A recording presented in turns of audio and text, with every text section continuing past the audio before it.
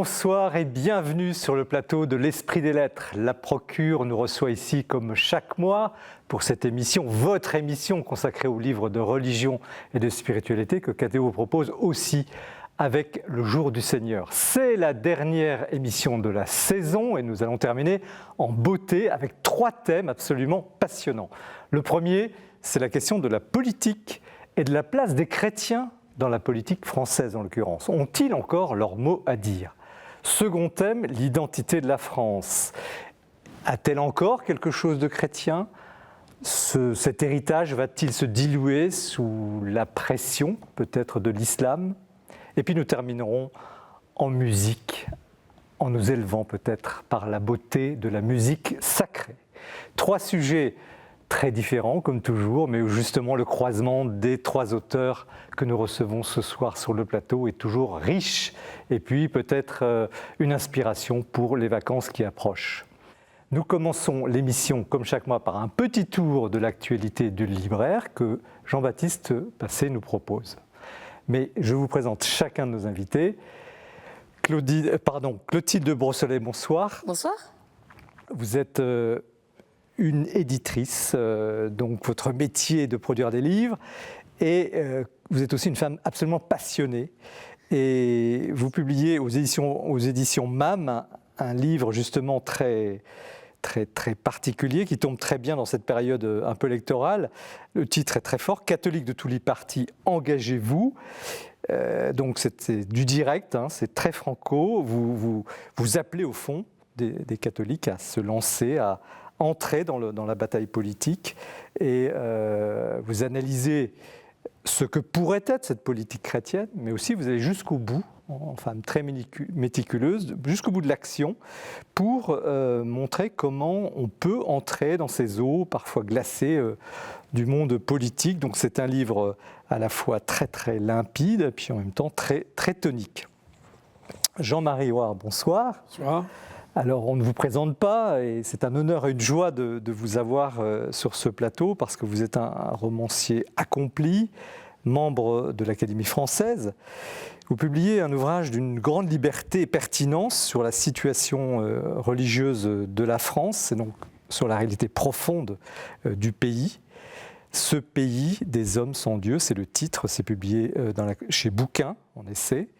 Et il y a cette phrase en exergue, l'islam ne nous menace qu'en raison de l'abandon des piliers de notre civilisation, ce que vous écrivez. Et ces piliers pourraient être catholiques et chrétiens. Et ce pilier, vous l'envisagez avec sérieux, un peu comme un restaurateur d'art qui voudrait redonner le lustre de ce pilier, mais qui est aussi sans concession pour cette église qui aurait perdu son sel. En tout cas, vous le regrettez, une église qui n'a peut-être pas le tonus qu'il faudrait. Donc c'est un livre assez complet sur un sujet très délicat, il faut le dire, hein, la place prise par l'islam en France notamment. Un livre cultivé, loin des caricatures, facile et qui aidera à y voir clair. Olivier Atry, bonsoir. Bonsoir. Alors vous, votre écriture, c'est la musique. Vous êtes depuis 30 ans l'un des 3 organistes titulaires de Grand Orgue de Notre-Dame de Paris. L'instrument a été sauvé de l'incendie, on en parlera tout à l'heure. Vous avez donc occupé cette charge de virtuose très très jeune et c'est cette vie justement à la tribune, là-haut, peut-être parfois entre ciel et terre, dans la cathédrale que vous racontez à travers ce livre extrêmement personnel. Vous répondez aux questions de Stéphane Friedrich, qui est un journaliste spécialisé dans les questions musicales. Et tout y passe, votre amour de la musique, votre passion pour l'orgue, votre ascension parmi les meilleurs, votre passion pour l'orgue, votre foi surtout, parce qu'il y a quelque chose de forme d'humilité dans ce livre. D'ailleurs, la photo de couverture montre des mains, un clavier, puis un visage un petit peu dans l'ombre, c'est ça. Vous aimez disparaître au service de la liturgie pour servir justement par l'harmonie musicale l'âme des fidèles, en tout cas vous le dites comme ça. Donc c'est à l'orgue de Notre-Dame, chez Salvatore. C'est au fond une découverte, parce qu'on connaît très mal ce monde artistique et ce monde des organistes très mal connus. Donc voilà, soirée passionnante, très, très large d'espace et nous allons vivre un très bon moment. Je vous remercie aussi de votre fidélité parce que sans vous, nous ne pourrions pas faire cette émission. Elle est très importante pour les libraires, le livre, les éditeurs et vous êtes bien avec nous sur ce combat. Donc nous commençons, comme je vous le disais tout à l'heure, avec Jean-Baptiste Passé qui nous présente l'actualité du libraire. Faut-il choisir entre le spirituel et le temporel ? Si depuis la lecture des évangiles de Marc, de Matthieu et de Luc, on connaît la réponse du Christ, la question fait néanmoins débat siècle après siècle. Alors aujourd'hui, le père Maxence Bertrand publie aux éditions du Cerf Dieu ou le monde et poursuit cette interrogation de l'engagement chrétien dans la cité. Alors c'est un livre vraiment très riche, d'une grande maturité, malgré le jeune âge du père Maxence Bertrand, qui est donc de la communauté Saint-Martin et qui exerce son ministère sur le diocèse de Tours. Et il nourrit son livre de son expérience personnelle et s'appuie sur ses connaissances à la fois bibliques et philosophiques et propose une réflexion tout à fait stimulante sur cette question de l'engagement chrétien. Je retiens surtout sa conclusion où il nous invite à être dans le monde et pour le monde par l'amour. Vraiment un excellent premier livre. Existe-t-il un couple plus toxique que celui formé par l'homme et l'argent ? C'est la question un peu provocatrice que posait Jacques Ellul dans les années 50 et qui est rééditée aujourd'hui par les éditions de la Table Ronde. C'est surtout une question brûlante d'actualité et qui vient se confronter avec notre devoir de charité et qui, d'une certaine manière, fait écho à la fois au message tout à fait subversif du Christ et puis peut-être à quelques exhortations du pape François. En tout cas, c'est un essai qui est aussi intéressant et enrichissant qu'il est dérangeant et auquel je vous invite à vous frotter. Avec Alias Caracalla, Daniel Cordier nous livrait un récit, un témoignage de première main sur la résistance française. Ce jeune Maurassien, qui a été très marqué par son passage à l'Action française, est rentré en résistance à l'âge de 19 ans et est très rapidement devenu le secrétaire personnel de Rex, qui était le nom de code de Jean Moulin. Alors, ce livre, Alias Caracalla, est un absolu monument. Et Daniel Cordier, quelques mois avant de disparaître, malheureusement, a réussi à mettre un point final à la suite de ce livre qu'il a titré « La victoire en pleurant ». Je crois que tout est dit dans ce titre, à la fois la tristesse des compagnons perdus au combat, mais également la nostalgie de la victoire. Le mois dernier, nous recevions sur le plateau Jérôme Cordelier pour son livre sur les résistants chrétiens. Daniel Cordier en est un exemple tout à fait édifiant. Tu seras un homme de Martin Stephens. Alors l'époque n'est en effet pas au patriarcat, mais Martin Stephens, philosophe, enseignant, ne tombe ni dans le piège du pamphlet, ni dans le piège de l'hagiographie et de la figure de la virilité. Au contraire, il propose une réflexion à la fois lumineuse et généreuse sur la figure de l'homme, à la fois dans les textes bibliques, mais également dans la vie. Et puis, il essaie d'ambitionner la virilité comme un chemin de liberté. Et plus que tout, il nous invite, nous les hommes, à remplacer notre cœur de pierre, comme le Christ, en un cœur de chair. Je ne présente pas le père Pascal Hide, bien connu de nos téléspectateurs, qui s'interroge cette fois-ci dans son nouvel ouvrage sur les couples. Alors, bien sûr, tous les couples qui se préparent au mariage connaissent les 4 piliers du mariage chrétien, la fidélité, la fécondité, la liberté et l'indissolubilité. Mais, comme toujours, le Pascal Hide va un cran plus loin dans sa réflexion autour de la question du couple et de ce sacrement du mariage. Et surtout, il éclaire son propos des récits tout à fait intéressants et édifiants de couples célèbres, de couples pour partie béatifiés, que j'en cite quelques-uns, Baudouin et Fabulin de Belgique, Louis et Zélie Martin, ou alors encore le couple Ozanam. Bref, un livre tout à fait intéressant à offrir à tous les couples. Et puis, je conclus, une fois n'est pas coutume, cette actualité du libraire par un livre jeunesse que je vous invite à offrir à tous vos adolescents comme une des meilleures lectures de cet été. Le livre s'appelle Tanaël, il est publié par le père Mathieu Dauchez, et c'est l'histoire d'Anjo, qui est un jeune garçon dans les rues de Manille, évidemment très pauvre, qui rencontre Tanaël. Et très vite, on découvre que Tanaël est son ange gardien. Et c'est un livre qui est riche de péripéties, mais surtout très stimulant et nourrissant sur le plan spirituel pour nos jeunes adolescents. Et je crois que vous aussi, vous aurez envie de le lire. Merci Jean-Baptiste pour ce tour d'horizon, de quoi remplir vos cabas, vos sacs à dos, vos sacs de plage pour cet été, avec les livres évidemment que nous présentons ce soir. Nous commençons avec vous, Clotilde Brossolette. Vous êtes donc éditrice de métier et puis vous êtes une passionnée de la politique jusqu'à publier donc ce livre « Catholique de tout ». Non pas de tous les pays, de tous les partis, vous avez bien entendu. Engagez-vous avec une couverture choc. Alors, pourquoi ce goût, cette passion pour la politique ? Moi, je suis issue d'une famille où on a toujours parlé politique, mais mes parents étaient très engagés dans les questions sociales. Pourtant, à table, tous les jours, la politique était présente. Et moi, ce qui me fascine particulièrement à titre personnel dans la politique, c'est la question du discours. Aujourd'hui, l'homme politique, il parle. Et il espère que ce discours va être performatif, qu'il va créer une action, ça veut dire quoi ? Qu'il va créer quelque chose.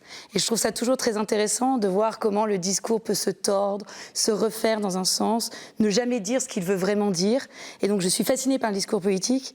Le problème, c'est que le discours politique qui ne dit plus rien aujourd'hui fait le malheur de la politique. Et donc j'aimerais que le discours politique puisse s'associer à l'action politique et qu'il y ait véritablement unité. Mais là, vous appelez des catholiques à s'engager, clairement. Mais oui. Mais parce que quand on est catholique, on ne peut pas, et les papes n'ont cessé de nous dire, nous désintéresser des histoires du monde. Les malheurs du monde sont nos propres malheurs. Nous sommes d'abord des hommes et des femmes de ce monde, même sans y appartenir totalement. Nous sommes solidaires de ce que ce monde vit. Mais comment osez-vous créer une catégorie politique qui s'appelle les catholiques? Parce que les catholiques qui sont à droite, à gauche, il y en a des verts, il y en a des couleurs plus sombres, et ils sont partout, je veux dire, en termes de sensibilité. Et c'est ça qui m'intéresse, parce que je pense que quand je m'adresse aux catholiques, je m'adresse à ceux qui ont une foi chrétienne, fondée dans le Christ, et qui sont aussi nourris par toute cette doctrine sociale de l'Église. Tout ce discours que l'Église a construit, qui permet d'appliquer, on va dire, l'évangile à nos vies quotidiennes et rendre l'évangile constructif pour la cité. Et c'est en ça où je m'adresse aux catholiques, mais je dis bien qu'ils sont de tous les partis, parce que je pense que l'évangile et la doctrine sociale de l'Église ne se réduisent pas à un parti, à un groupe qui serait un programme politique. Je pense que nous avons en main énormément de clés pour résoudre les problèmes de ce monde, mais que la sensibilité de chacun, l'histoire de chacun, fait que nous avons à nous investir dans des partis. Alors, je suis plutôt, on va dire, un peu en colère contre les partis, donc je n'invite pas véritablement, dans la fin de mon livre, à un engagement au sein des partis, mais je pense que nous avons à nous engager en politique, quelle que soit notre propre sensibilité. Et chacun va définir sa priorité. Est-ce qu'il faudrait créer un parti catholique ? Oh, surtout pas. Surtout pas. La doctrine sociale de l'Église ne peut pas être enfermée. Ce n'est pas un programme. Et je crois que c'est ça qui est très beau, c'est que Benoît XVI avait rappelé ce qu'on appelle les 16 points non négociables. Et chacun arrive sur ces points négociables avec son histoire personnelle et va les mettre dans l'ordre qui va lui sembler être le plus important. Ce qui compte, se garder... Donnez-nous un exemple de point non négociable. Alors, pour être très... Alors, les points non négociables, il y a tout ce qui va concerner la protection de la vie, mais ça va être... Et là, on peut rassembler, on va dire, catholiques de gauche et catholiques de droite. Le respect de la vie, la protection de la vie, ça va à la fois de l'enfant à naître, mais aussi du migrant qui traverse la Méditerranée, alors qu'aujourd'hui, la Méditerranée est le plus grand cimetière du monde.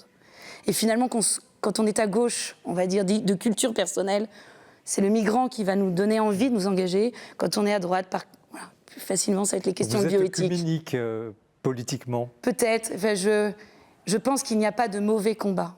Je pense qu'il n'y a pas de hiérarchie dans ces combats-là. Les cathos, ils sont quand même engagés, regardez, dans les mairies, au niveau local, souvent d'ailleurs discrètement, et pas en tant que catholiques. Mais c'est bien la distinction de Maritain. C'est-à-dire que je pense que nous n'avons pas à nous engager en tant que catholiques. Parce que je ne suis justement, ce que je disais à l'instant, je ne suis pas à la tête d'un parti, je ne suis pas représentante d'une communauté qui aurait à défendre ses propres intérêts. En tant que catholique qui s'engage, mais pas, non, c'est pas cet engagement-là qui m'intéresse. Pour dire, bougez-vous les cathos. Oui, mais parce que justement, nous avons à être au service du monde. Et vous trouvez qu'ils ne s'engagent pas assez ? Je pense que nous sommes très présents dans tout ce qui va concerner les actes de charité, ce qu'on appelle vraiment les œuvres de miséricorde. En revanche, sur la question politique, dans l'engagement véritablement politicien, nous sommes un peu nombreux à l'échelle des institutions locales. Pourquoi ? Parce que je crois que nous avons peur de la politique. Et pourquoi ? Parce qu'elle est sale. Aujourd'hui, elle est particulièrement sale. Nous avons peur d'y perdre notre pureté. Déjà, nous nous sentons vraiment jamais en capacité de le faire. Moi, j'entends beaucoup de gens dire « je ne suis pas compétent, je ne sais pas faire, je n'ai pas le talent ». En fait, c'est pas vrai. C'est pas une question de talent, puisque c'est Dieu qui agit à notre place. Alors, Même voilà, pas, c'est pas si simple que c'est ça. pas si simple, nous sommes d'accord. Mais dans mon livre, je donne l'exemple de Moïse. Moïse, ce jeune berger qui se retrouve finalement, c'est l'archétype d'un politique. Dieu lui dit, tu vas aller voir Pharaon, tu vas convaincre le peuple d'Israël, et hop, tout le monde s'en va. Donc il monte une campagne électorale, parce qu'il faut qu'il se fasse reconnaître. Il va faire de la diplomatie, et il est rien. Et en fait, Dieu lui dit, mais ne t'inquiète pas. Et en plus, il doit parler. Pourtant, Moïse, dans le il livre, parle vous pas, expliquez que les cathos, s'ils y vont, doivent se préparer, se former. Vous avez d'ailleurs à la fin, vous donnez des exemples, je le disais tout à l'heure en introduction, enfin, il y a le petit manuel du parfait candidat. Comme, petit manuel ça s'appelle parfait pas candidat. comme ça. Bah, c'était sûr qu'en invitant les catholiques à s'engager en politique, je ne pouvais pas les laisser tomber en leur disant maintenant allez-y, sans leur donner quelques clés. Ça me semblait indispensable et mon éditrice d'ailleurs me l'a bien rappelé et elle a eu raison. Et je pense que il ne faut pas être naïf. Entrer dans l'arène est quelque chose qui se prépare, c'est un combat qui est difficile et j'utilise régulièrement dans mon livre tout le vocabulaire, vraiment le vocabulaire, toute la sémantique du combat, parce que la politique est un combat, parfois extrêmement violent. Donc il faut y aller, il faut rentrer sans illusion. En revanche, nous avons quelque chose de différent à apporter. Et c'est peut-être ce dont le monde a besoin aujourd'hui. En tout cas, j'en suis profondément persuadée. Alors parce qu'il y a un paradoxe. On voit l'Église, on en parlera tout à l'heure avec le livre de Jean-Marie Roire, l'Église finalement perdre du terrain partout, à peu près partout. On vient de le voir sur les lois bioéthiques, sur le débat sur la loi, sur la loi sur le séparatisme. Puis vous dites, vous, au contraire, on y va, faut y aller, allez-y, sans complexe. Qu'est-ce qu'ils auraient de plus, ces cathos, à apporter dans ce monde un peu qui part au fil de l'eau, un peu liquide? Je crois, on pourrait faire une immense liste, mais je crois que profondément, nous avons en main, par la doctrine sociale de l'Église, mais aussi par tout ce que la foi que nous avons implique dans notre vie personnelle, la capacité à redonner à la politique ses lettres de noblesse. La politique, en soi, c'est magnifique. Parce que la politique, c'est ce qui va créer les institutions pour une vie en société. Aujourd'hui, bien, les taux d'abstention ces derniers jours sont absolument calamiteux. Nos concitoyens ne croient plus en politique, il y a un véritable désaveu de ça. Et pourtant, nous savons que la politique, elle est la plus haute forme de la charité. C'est pas n'importe qui nous dit c'est un pape. Ça veut bien dire que quand nous nous engageons en politique, nous sommes véritablement au service du royaume, sur terre, mais aussi au service du royaume plus loin, parce qu'il y a une dimension eschatologique dans la politique. C'est inaudible ça en France. Ah, mais ça, dans un pays de laïcité. Il est hors de question que les catholiques rentrent dans l'arène, arrivent à l'Assemblée nationale, se fassent élire pour dire « vous allez voir, je vais vous conduire au salut ». C'est pas ça. C'est que je crois que si nous nous engageons, nous avons une exigence bien plus grande que les autres hommes politiques. Et c'est cette exigence-là qui peut redonner le goût. Les chrétiens donneraient des leçons de politique. Nous ne sommes pas meilleurs, mais l'exigence est plus grande. C'est un peu ce que vous dites. Non, je ne pense pas que nous soyons meilleurs. Nous sommes pécheurs comme tout homme, mais dans ma vie quotidienne de foi, j'essaie d'avoir une unité de vie. C'est bien cette phrase de saint Paul, je fais le mal que je ne veux pas faire, le bien que je n'arrive pas à faire, le bien que je voudrais faire. En fait, vous voulez rien... Toute notre quête, c'est ça, c'est de nous unifier. Un homme politique qui tendrait à l'unité entre ses paroles et ses actes, ce serait extraordinaire. Vous voulez réinsuffler de l'éthique dans la politique? Oui, complètement. Réinsuffler de l'éthique, réinsuffler le sens du service. Je suis très marquée par le Jeudi Saint, en fait. Le Jeudi Saint, c'est le sommet de la vie chrétienne avec la résurrection. Dieu se donne en nourriture, mais chez Saint Jean, il se ceint du tablier de service. Et je crois que les catholiques, quand ils s'engagent en politique, peuvent avoir cette conscience que la politique est d'abord un service, et non pas une ambition personnelle. Et ça, c'est peut-être finalement l'avenir de la politique qui se joue là. Même si les cathos seraient en voie de disparition. Oui, mais c'est pas grave. Les minorités actives, les minorités pleines d'imagination, créatives, comme dit le pape François. Et Benoît XVI, c'est Benoît XVI qui l'avait dit en premier. Benoît XVI, oui, exactement. Alors, mais il y a quand même un hic quelque part, parce que ces cathos, si on regarde les dynamiques aujourd'hui, ils sont quand même assez divisés. Vous avez dit qu'il y en a partout, très bien, je l'ai dit aussi d'ailleurs. Mais où sont les dynamiques? Est-ce qu'elles sont à gauche? Est-ce qu'elles sont à droite? Ils votent, vous l'expliquez, vous reprenez, c'est un peu une présentation générale du sujet, hein. Vous expliquez la pensée catholique, mais aussi les tendances, les partis, enfin ceux qui sont engagés, plutôt majoritairement à droite. Publiquement, plutôt majoritairement à droite. Publiquement, on se rend compte, et affirmé. Les catholiques affirmés sont plutôt dans leur à vote, droite. ils votent à 70% à droite.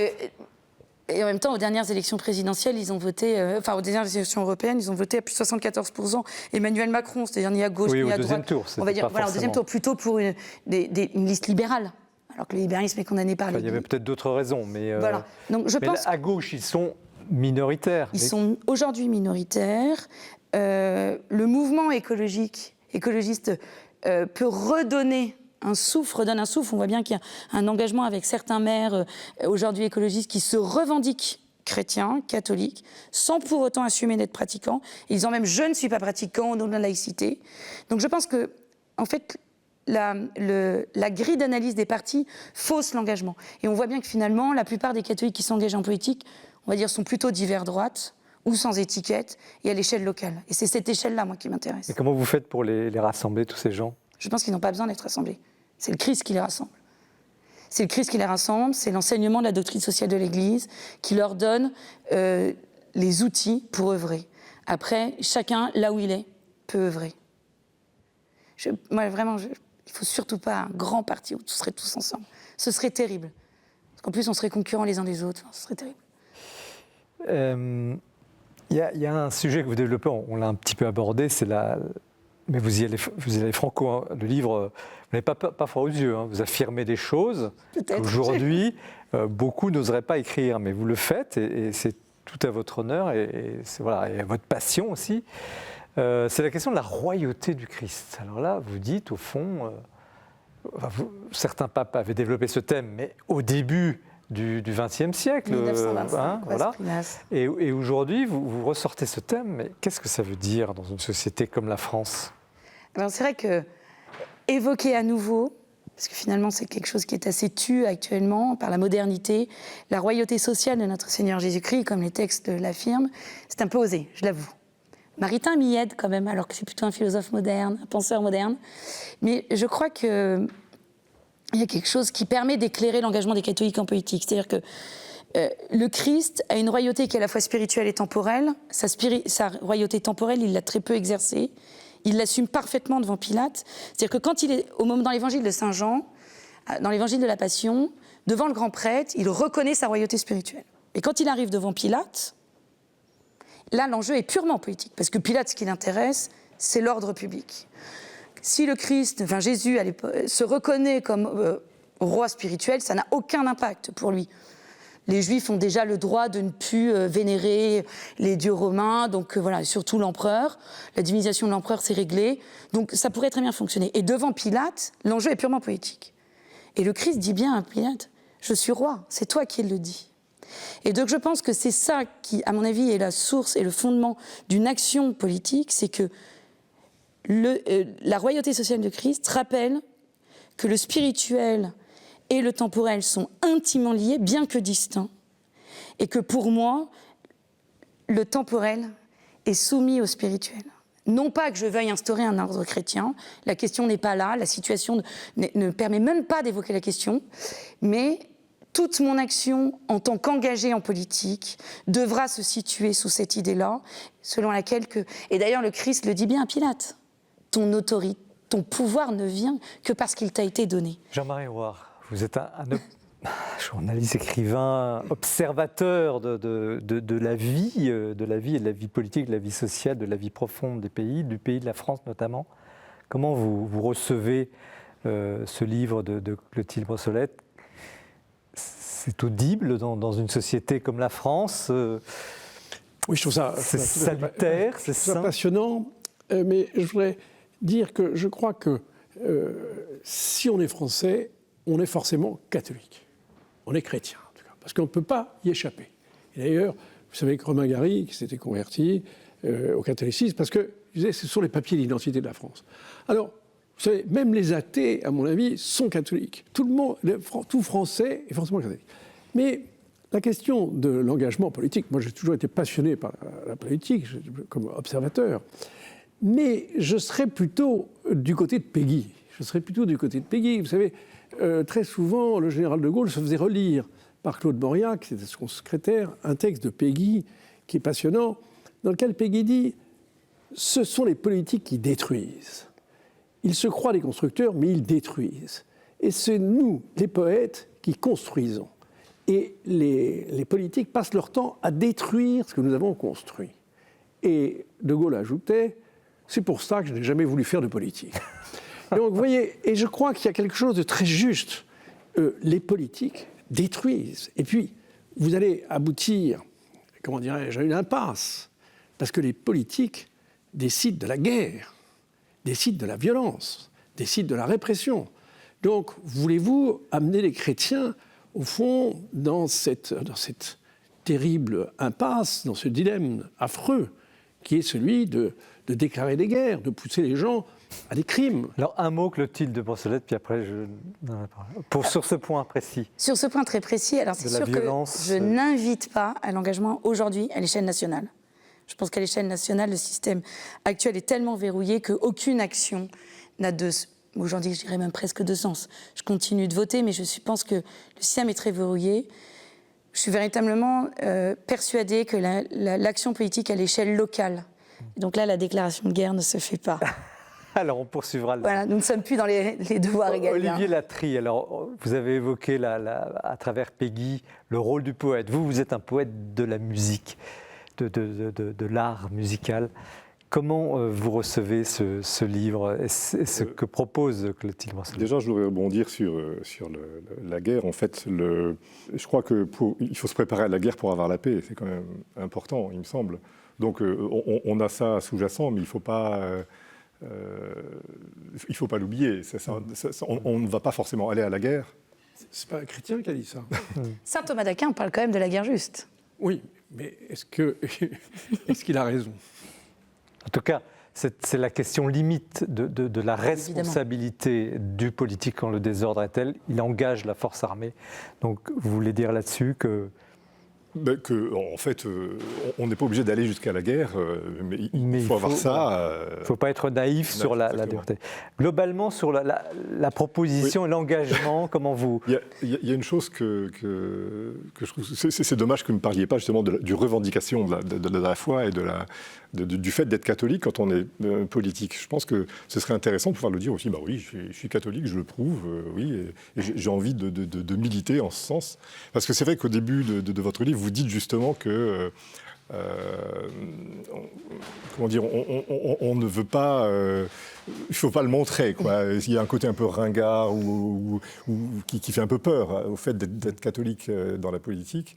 Et moi, je trouve qu'au contraire, il faudrait l'affirmer. Pourquoi pas ? Alors, je ne suis pas sûre que je dise qu'il faille le taire. Je sais que ça ne peut pas être le moteur premier affirmé dans le monde dans lequel nous sommes. Je crois que rentrer en politique, c'est prendre en compte le monde tel qu'il est, la réalité. Et donc jongler avec ça, être un peu agile avec la réalité du monde. Et je pense que si c'est un moteur profond, qui est vraiment ce moteur d'être au service du monde, à ce moment-là, je critique... Ça peut se dire.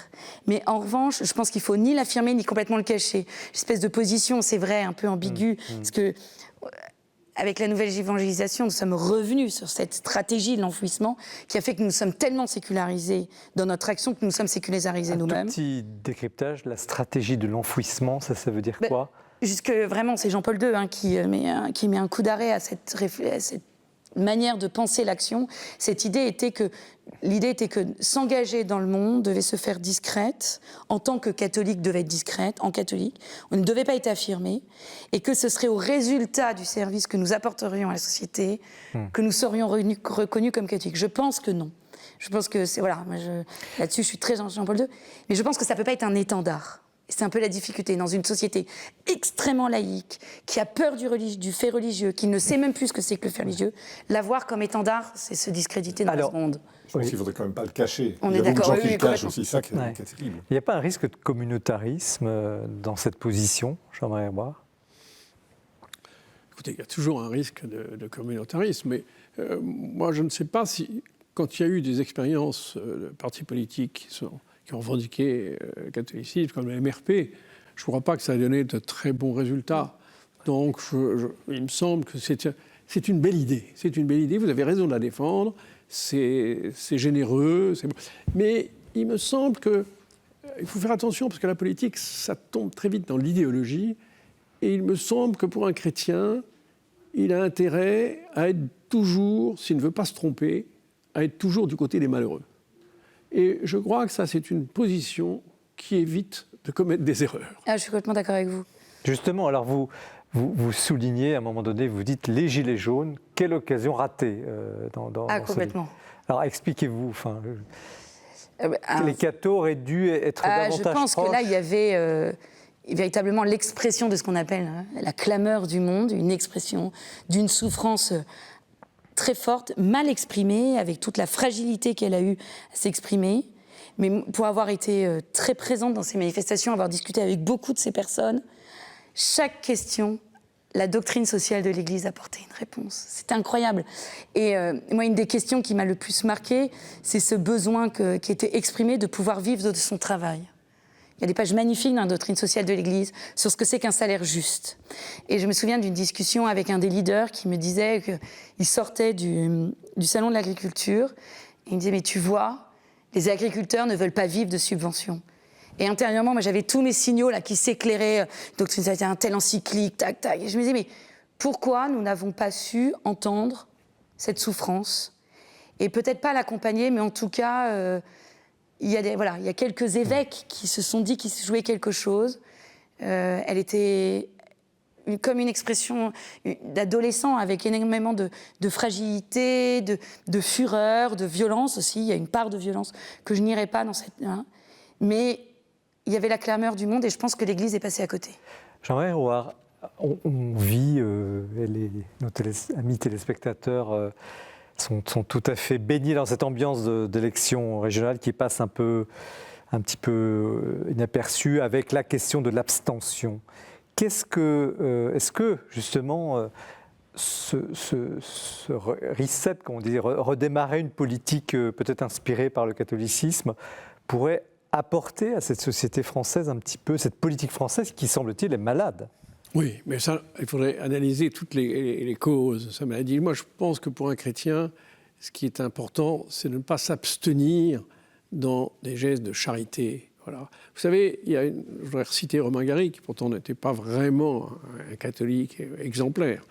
Il disait « j'ai mal chez les autres ». Voilà. Et c'est en cela que vous êtes très, très chrétienne, puisque on sent que vous vibrez, vous avez envie de faire quelque chose, vous avez envie que les chrétiens fassent quelque chose pour les autres. Et ça, je crois que c'est leur définition. C'est qu'ils ne sont jamais bien là où ils sont, parce qu'ils ont toujours envie d'agir en faveur des autres.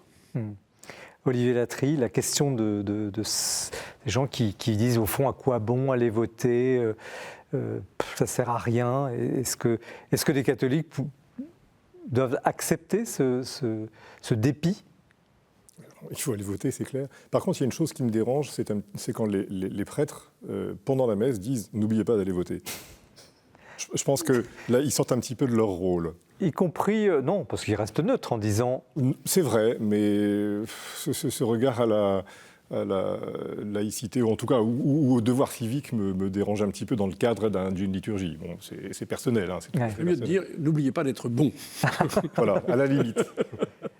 Et Clotilde Brossolette, le mot de la fin, parce que nous arrivons déjà hélas à la fin de ce premier plateau, mais qui passe trop vite, passionnant, justement sur ce rebond, cette capacité, vous y croyez vraiment? Vous pensez que... Je crois qu'une nouvelle génération politique est possible et il n'y a pas de raison qu'elle ne nous concerne pas. Et je pense que les catholiques, nous avons à investir à l'échelle locale, nos municipalités, parce que c'est là où justement les jeux des partis n'ont pas vraiment lieu. Comme je dis souvent en rigolant, la station d'épuration, quand elle déborde, elle a la même odeur qu'on soit de gauche ou de droite. Et c'est là où le jeu du réel, le bien commun peut s'exercer. Et je pense que c'est parce que nous serons nombreux à nous être investis à cette échelle, que nous serons crédibles, que nous aurons mis en place des politiques du bien commun à des petites échelles. Et vous voyez une génération se lever, des jeunes? Oui, j'accompagne des candidats, des élus. Aux dernières élections municipales, j'ai accompagné plus d'une trentaine de candidats. Tous n'ont pas été élus, mais qui avaient ce désir, justement. Et ce qui était très intéressant, c'est qu'ils venaient de partis différents. Et ils se sont retrouvés sur une anthropologie chrétienne commune, alors que tous n'avaient pas la foi. C'est la force de l'anthropologie chrétienne, c'est qu'on peut y accéder par la raison et pas uniquement par la révélation. Et qui ont envie de travailler ensemble, chacun dans leur ville, dans leur commune. Et je crois que c'est possible, parce que je crois que nous ne pouvons pas acter la défaite du politique. César doit contribuer au royaume. Merci Clotilde Brossolette, vous avez le sens des formules. Catholique de tous les partis, engagez-vous, c'est chez MAM. Nous poursuivons l'émission avec le portrait qui est ce mois-ci présenté par Jean-François Rode. Vous restez bien avec nous pour la deuxième partie où nous aborderons le livre de Jean-Marie Rouart.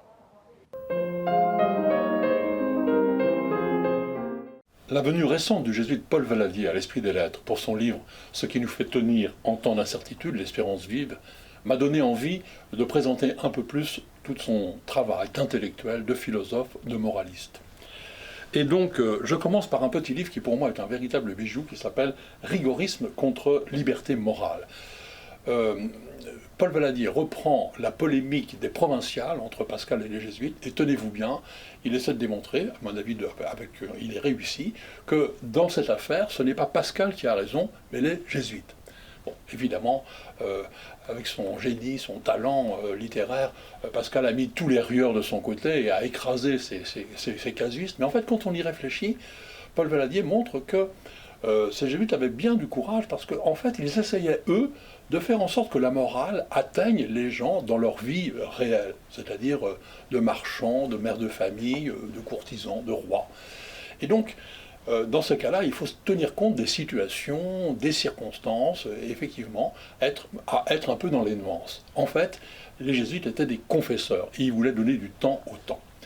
Alors évidemment, Pascal, lui, se drapait dans de grandes considérations rigoristes, inattaquables, mais qui peut-être flattaient plus l'ego de celui qui les professait que d'être réellement efficace.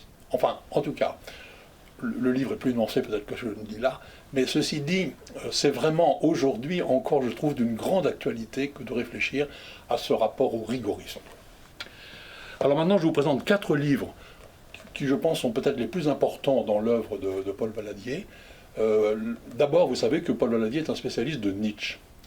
Bon, pas besoin de présenter Nietzsche, mais Paul Valadier n'est ni dans la fascination pour Nietzsche, ni dans la simple réfutation. Il essaie vraiment de le lire, de le comprendre, de l'entendre, et voir ce que ça produit en fait dans la pensée chrétienne.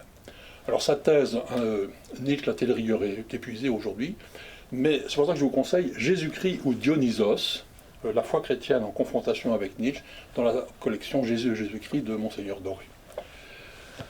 Ensuite, l'anarchie des valeurs. Donc le mot valeur a pris beaucoup d'importance.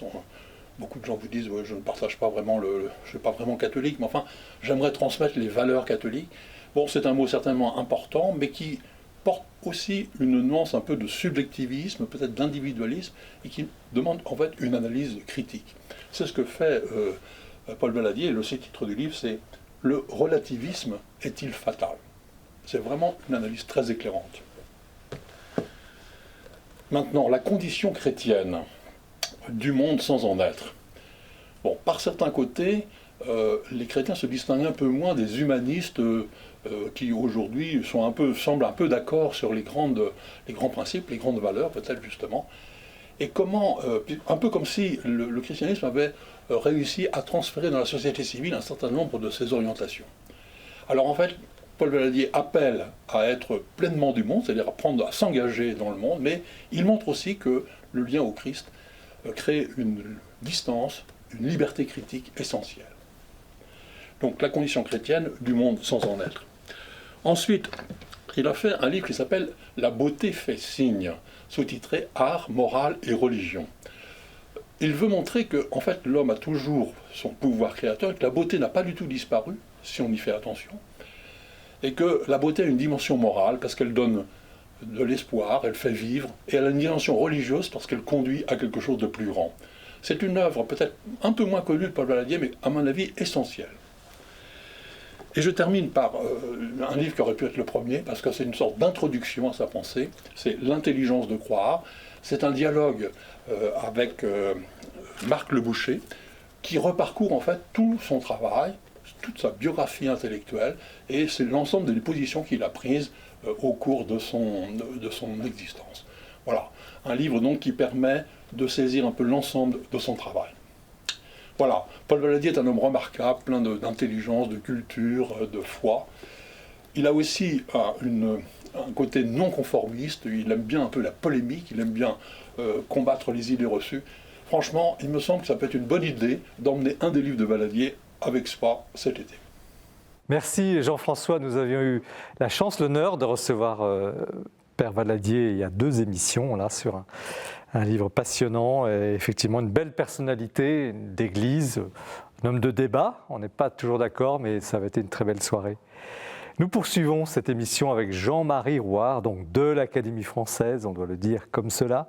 Merci d'être là.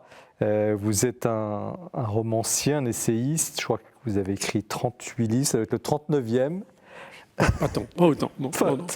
Mais qui êtes-vous, Jean-Marie Rouart ? Ben justement, c'est pour ça que j'écris. J'essaie de me comprendre à travers chaque livre, une variété de livres qui sont... parce que les romans sont très différents de mes essais. Je suis plutôt dans l'amour, dans mes romans, dans les passions, dans les romans. Et puis, je fais quelques essais, voilà, comme celui-là, qui essaie de m'interroger. J'essaie de m'interroger sur la société, mais ce sont mes interrogations. Vous savez, je crois que tous ces livres participent finalement d'une même vision.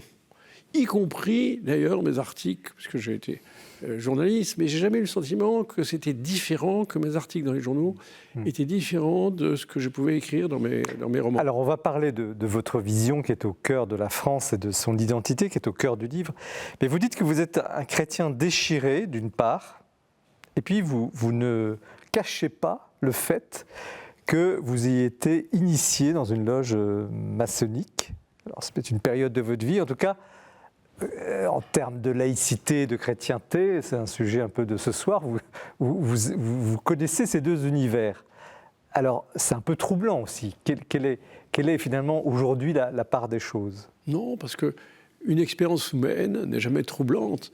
Et vous dites un chrétien déchiré, mais il me semble, selon l'idée que je me fais du christianisme, qu'un chrétien est toujours déchiré. Il passe son temps dans le déchirement, et c'est ce qui est beau, enfin, c'est ce qui est, je trouve, magnifique.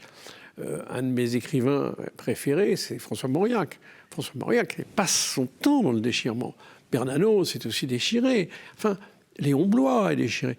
Il me semble que c'est justement ce ferment de déchirement qui est dans le christianisme que je trouve très beau, parce qu'il n'est jamais satisfait. Voilà, un chrétien, c'est quelqu'un qui cherche toujours justement à agir, qui se trompe. Et voilà. C'est ça qui m'intéresse. Alors la maçonnerie. Et la maçonnerie, alors c'était une expérience. Moi, j'étais d'une famille qui était très opposée à la franc-maçonnerie, une famille très catholique. Mon grand-père avait créé les éditions de l'art catholique, vous voyez. Et donc, c'était une famille très hostile à la franc-maçonnerie. Et je me suis dit, c'est absurde. Pourquoi rester sur un a priori, sur des préjugés ? J'ai toujours eu horreur des préjugés, des jugements comme ça qu'on vous impose. Je trouve que c'est une vie, c'est une quête justement de vérité. Et d'essayer de trouver la vérité, même chez les gens qui vous paraissent un peu bizarres, ce qui était le cas pour ma famille. Voilà. Je ne l'aurais pas dit, à mes parents. En tout cas, vous le dites dans le livre, dont je me permets d'en parler. Bien sûr.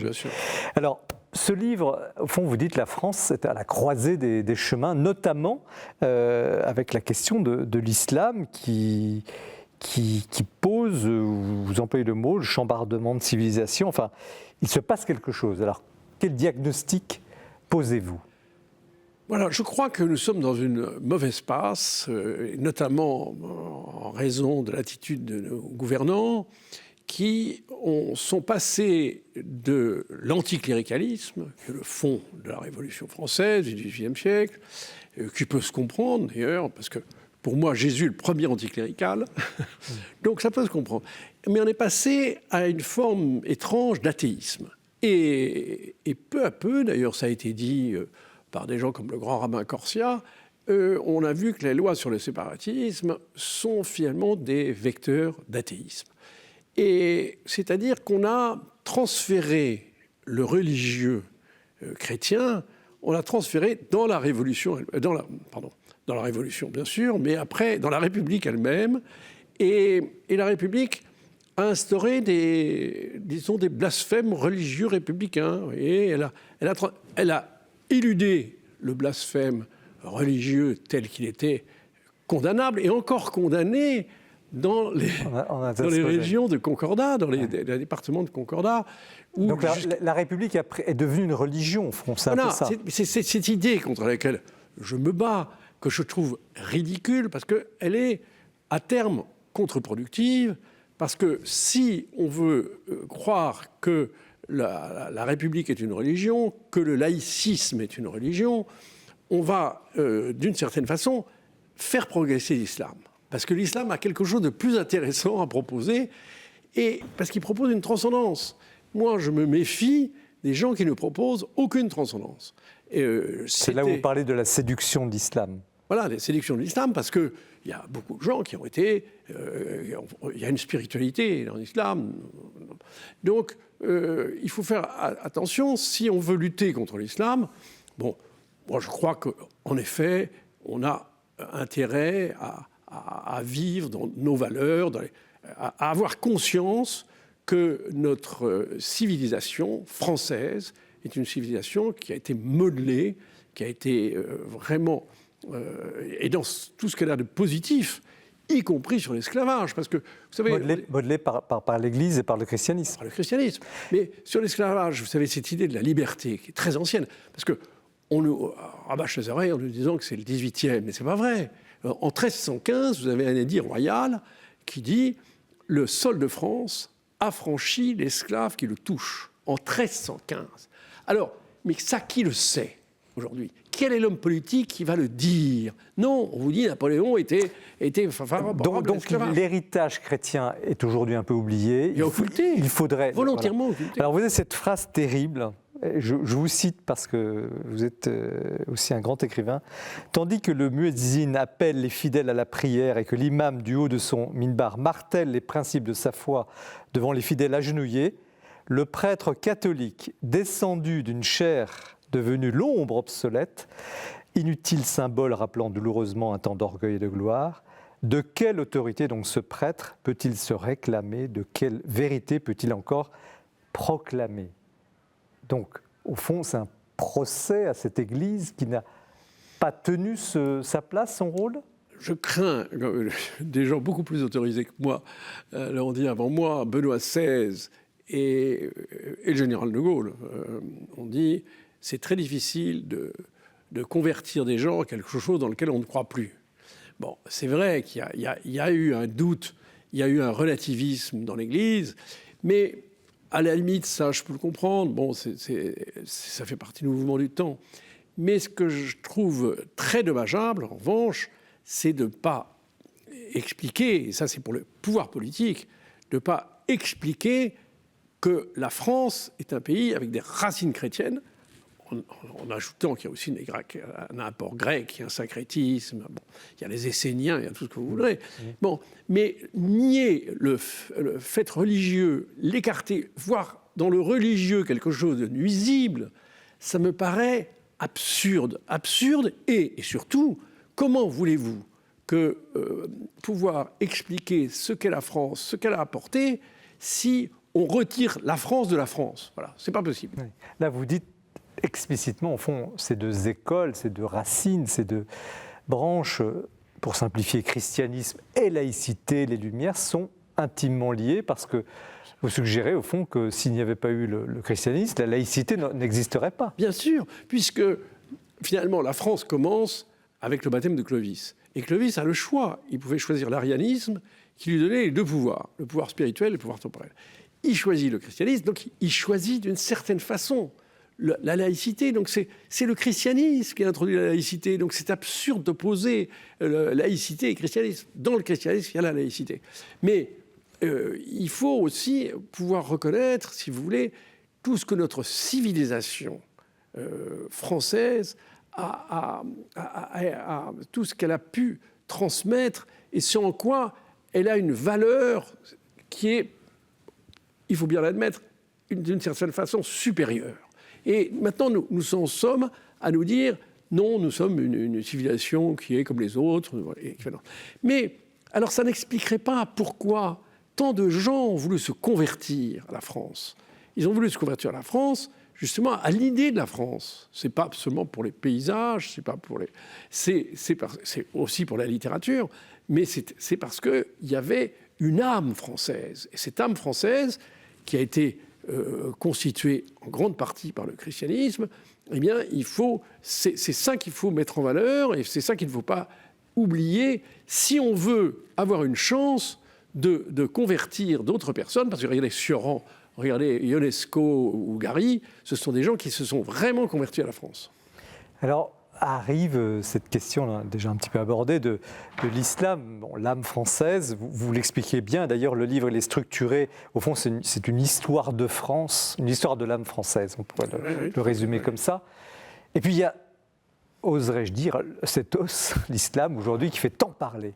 Et vous dites, attention, c'est pas si simple que ça. Par exemple, vous rappelez que Napoléon, qui est l'auteur du Concordat, donc qui met les religions un petit peu, qui les restaure d'une certaine manière, mais qui les met sous contrôle, avait été fasciné par la ferveur des musulmans en Égypte.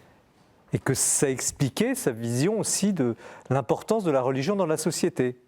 Oui, il a compris que la religion, et ça c'est parce que c'était un homme très intelligent, il avait compris, lui-même, vous savez, était agnostique. Mais en même temps, il croyait aux forces de l'esprit, puisqu'il avait le sentiment qu'il était guidé, qu'il y avait une forme de prédestination. Il est la balle qui me tuera portera mon nom. Et donc, il croyait aux forces de l'esprit. Eh bien, mais il avait vu à quel point une religion soude une société. Et un auteur allemand que j'aime beaucoup, s'appelle Curtius, a écrit en 1935 un livre de la France, qui est magnifique, parce que c'est un chant d'amour à la France extraordinaire, dit que la France repose sur 3 piliers. L'État. Or, vous voyez bien aujourd'hui dans quel état est l'État. Le catholicisme et la littérature. Et vous voyez bien dans quel état. Bon, le catholicisme connaît un certain nombre de déconvenus, et la littérature, elle est quasiment, et la langue française est quasiment à l'agonie, enfin cette langue française, et qui la protège. Ce ne sont pas les politiques qui la protègent, au contraire, ils passent leur temps à parler de cluster et de pick and collect. Et même, ils ont débaptisé la Sorbonne pour l'appeler Sorbonne Université, qui est du franglais. Donc, vous voyez, donc il y a cette dégénérescence terrible de tout ce qui constituait les murs porteurs de la France. Mais est-ce que vous pensez que cette laïcité, et puis on va donner la parole à nos invités, cette laïcité, avec tout ce qui est dans la meilleure acceptation du terme, dans sa plénitude, est capable aujourd'hui de gérer la question de l'islam? Ou est-ce que l'affaire est dépassée? Non, je crois qu'elle est incapable de gérer la question de l'islam, puisqu'elle ne pourra pas dialoguer avec l'islam. Les catholiques peuvent dialoguer avec l'islam. Je ne parle pas des islamistes, des poseurs de bombes, des terroristes, non. Non, je parle de l'islam normal et modéré. Et eh bien, les catholiques peuvent discuter, les juifs peuvent discuter avec l'islam, tous les religieux. Mais ce que les musulmans ont du mal à comprendre, c'est l'athée. Pour eux, l'athée est un homme incompréhensible. C'est pas un homme qui n'a pas une idée de la transcendance est absurde. Vous voyez. Donc, je crois que c'est ce qu'avait compris le Concordat. Dans le Concordat, on enseignait l'ensemble des religions. Et puis, on était croyants ou pas croyants, c'est pas la question. Mais ça crée dans l'ensemble de la société, si vous voulez, des liens interreligieux sur cette idée de la transcendance. Alors, j'ai envie de donner la parole quand même à Clotilde Brosselet, parce qu'on touche les sujets petit point de jonction quand même. Politique. Alors, comment vous recevez ce livre, ce pays des hommes sans Dieu? En fait, j'ai presque envie de vous poser la question. Dans le titre, c'est ce pays des hommes sans Dieu, au singulier. Et après la lecture du livre, j'avais envie de dire, mais peut-être ça pourrait être sans Dieu avec un X, au pluriel. Parce que vous actez que la France est chrétienne, mais finalement, si elle n'était pas chrétienne, si elle était d'une autre religion, qu'importe. Ce qui compte, c'est que pour comprendre la question de l'islam aujourd'hui, il faut juste que la France ait conscience qu'il y a une transcendance. Et qu'importe, vous avez des paroles assez élogieuses à l'égard du paganisme, et du coup, en vous lisant, je me disais, mais finalement, c'est un christianisme sans Dieu, presque, c'est un christianisme sans la rencontre. Alors, et finalement, sans rencontre, réponse. pas de christianisme. Est-ce que c'est pas... Non, je crois que la France ne serait pas la France sans le christianisme, sans la Grèce, c'est évident, sans la Bible, voilà, c'est un ensemble qui sont sur un fond gaulois qu'on a occulté, qui devait être aussi assez intéressant, voilà. Et c'est cet ensemble qui a constitué la France. Donc, je suis dans ce pays, j'aurais vécu sur les bords de l'Amazone avec les Bororo, eh bien, certainement, moi j'étais très, très admiratif et très ami avec Claude Lévi-Strauss. Je crois qu'il faut comprendre d'autres civilisations qui n'ont pas le même parcours. Mais dans la mesure où je suis dans ce pays dont je trouve qu'il y a eu une formidable supériorité de civilisation venue de cette extraordinaire conjonction de choses qui ont été... Voilà, et c'est pas pour rien qu'on a appelé la France la fille de l'Église. Mais on ne pourrait pas vous faire le reproche, pour rebondir sur d'être effectivement, de faire au fond, d'être un peu sévère sur l'Église et l'Église de France, et finalement d'être un petit peu observateur. Je me recommande d'une tradition christo-judéo-chrétienne et grecque, mais bon, les curés, faites votre boulot, moi je suis observateur.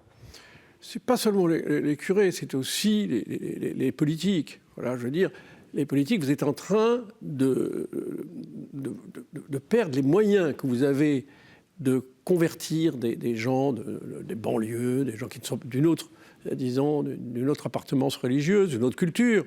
Vous perdez les moyens de les convaincre de l'intérêt de cette France, voilà. Donc c'est eux, mais les malheureux prêtres, je sais bien que leur situation est très difficile. Olivier Latry, alors comment vous, dans votre expérience, vous n'êtes pas bercé dans la question politique, quoique vous avez tout à l'heure des réflexions très, très pertinentes, comment vous recevez cet ouvrage, cet appel, au fond, c'est un livre qui a un petit brin de nostalgie, qui appelle quelque chose en tout cas. Oui, mais est-ce qu'on peut aller contre le cours des choses? C'est surtout ça. Ou comment on peut essayer d'infléchir un petit peu le cours des choses? Jusqu'où pourra-t-on aller? Mais justement, je crois que c'est ça qui est intéressant chez un chrétien. C'est qu'il croit toujours qu'on peut changer le cours des choses. Et il se bat, et il s'indigne. Moi, vous savez, dans les combats que j'ai pu mener en faveur des prostituées, c'était des combats qui étaient perdus d'avance. Bon, ils étaient perdus, enfin, d'Omar Haddad. Bon, ce sont des combats qui sont... Mais ce qui est important, c'est de s'indigner. Voilà. Moi, je crois qu'un homme est un homme quand il s'indigne. Et malgré tout, s'il se psychanalyse un peu, eh bien, il sent qu'il y a quand même un fond chrétien. Chez Voltaire, il y avait un fond chrétien. Il avait été élevé chez les jésuites. Eh bien, il y avait, malgré tout, en dépit de son agnosticisme, il y avait un fond chrétien. Et moi, je crois que c'est ça qui est important, c'est s'indigner.